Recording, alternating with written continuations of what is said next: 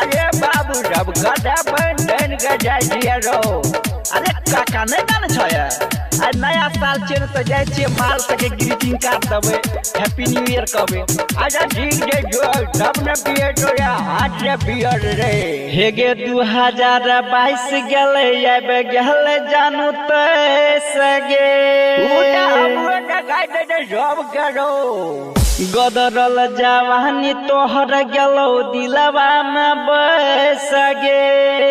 और आगे गुडो बड़े भी नेता डियर गे माय डियर गे तनी होठ सपियाई देना डियर गे डियर गे माय डियर गे तनी होठ सपियाई देना डियर गे डियर गे माय डियर गे तनी होठ सपियाई देना डियर गे हे डियर गे माय डियर गे तनी होठ सपियाई देना डियर गे डियर गे माय डियर गे तनी हाथ सपियाई देना डियर गे डियर गे माय डियर गे तनी हाथ सपियाई देना डियर गे डियर गे हेगे न साराबी होठ गुलाबी देखी का मनवा तरसै छो देखी का मनवा तरसै छो गजब के छो चाल तोहर देह माया ग धन के छो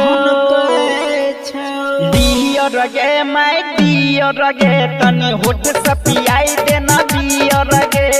डियर गे माय डियर गे तनी होठ सपियाई देना डियर गे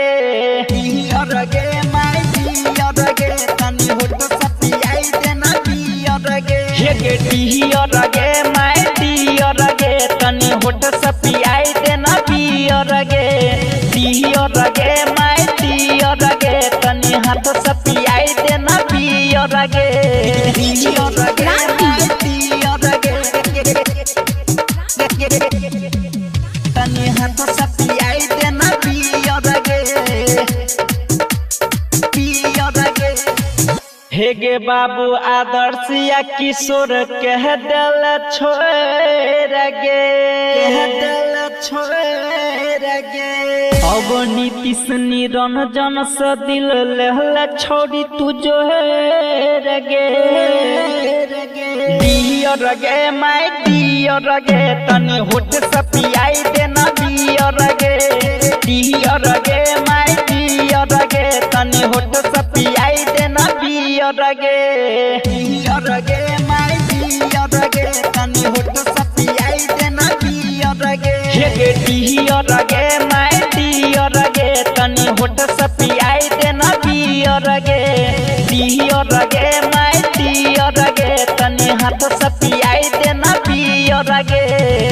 देना डियर गे